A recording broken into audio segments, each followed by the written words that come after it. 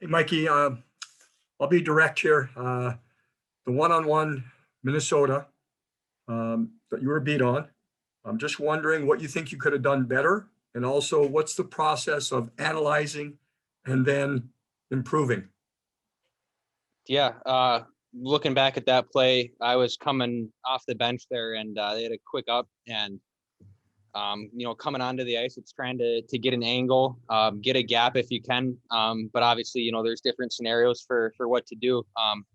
But that case, tried skating forward to try and keep him to the outside, and he's a great player. So when he was coming down, I knew he's a guy that would potentially cut back to the middle. So I tried to take that away, and once he kind of opened up his stick.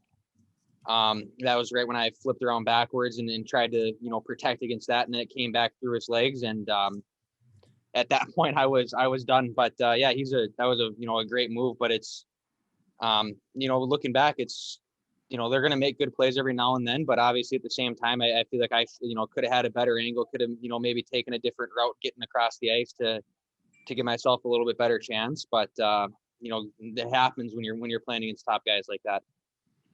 Mikey, can you take us through, okay, you get timeline, you get back to the bench, or is it addressed then, or is it addressed the next day on the off day? Is it addressed video? Is it, how is it addressed?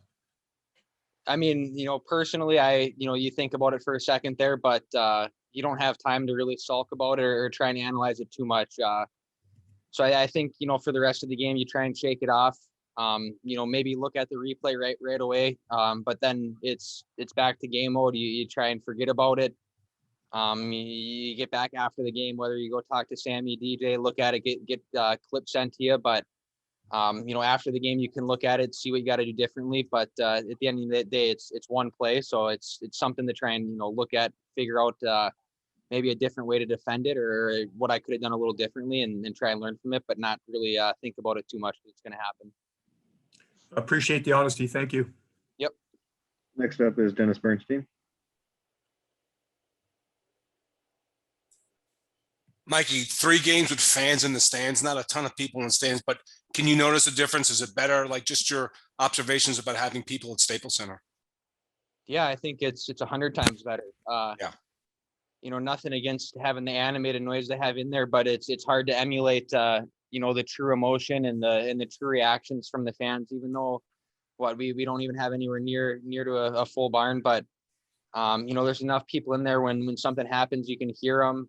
You get their honest feel, their true, reaction to what's going on in the game. And, that's an easier way to get momentum than kind of having the punched in fan noise. But no matter how many fans are in there, we're just happy to have some people back and have fans there for us. Thanks, Mikey. Appreciate it. Next up is Zach Dooley.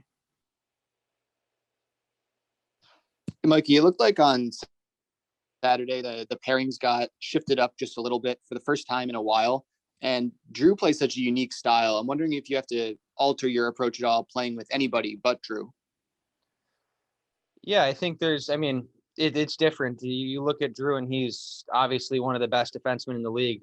He's been that way for a long time, and rightfully so. He backs it up when he's out there. But, I think unlike, a lot of the other D in the league, he can make plays that some of us don't always see coming. The first couple times games I was with him, he made some behind the back plays that I wasn't even sure if he knew where I was, but it ends up right on my tape. So, when you're with him, you're kind of ready for those plays just because he sees the game differently than most of the other guys in the league do. But, it's no matter who you're out there with, you're trying to do what you can do and what got you here to help the team, on any given night. So I think no matter, who's playing with who, you kind of, stick to what makes you successful, but at the same time, you're aware of who you're with and some of their tendencies and do what you can to help support them.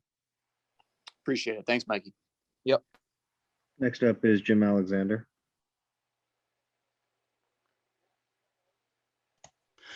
Yeah, Mikey, playing regularly, playing in a playoff chase, what have you learned? Are there 1 or 2 significant things above all that you've learned that you can take out of this year and get ready for next year? I think we all had a pretty good idea of it. Just it's just the way all sports work, but the importance of every game. Even looking back to first couple games of the year, I think we ended up blowing a couple leads to Minnesota, losing overtime.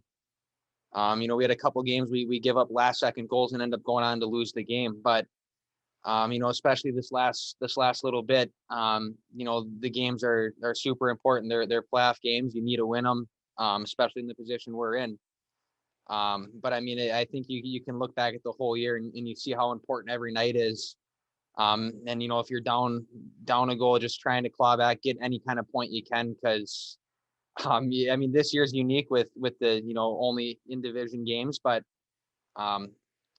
any point you get is huge. And I think that's the one thing is as a bunch of young guys in here, we all got to take a look at that and realize even start of the year, first 10, 15 games, they're huge games, and you can't take them lightly.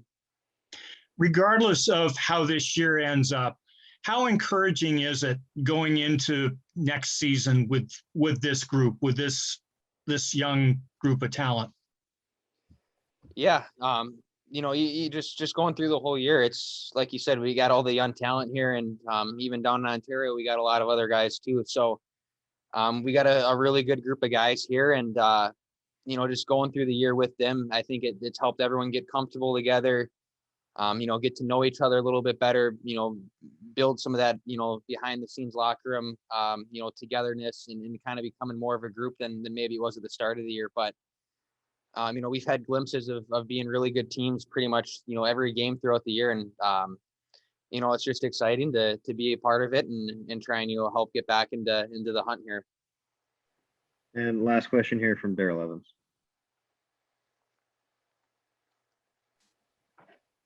Yeah, Mikey, when you kind of assess this year to this point, what are the biggest strides that you think the team has made, and where are the areas of growth needed the most?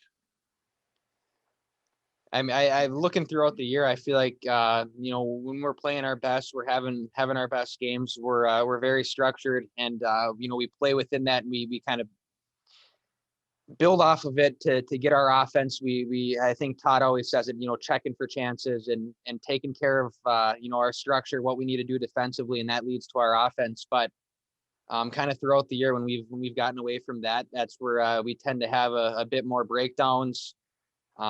Frustration can set in, everyone kind of gets a little out of whack. But I think, when we're able to settle into the structure, trust what we're doing, trust what your line mates and everyone else on the ice is doing, it goes a long way. And I feel like that's when we've been our best. And, it's nice when we get to go back, look at them and see it. And, it's kind of a double, reassurance for all the guys in there to know what we're doing is, going the right way.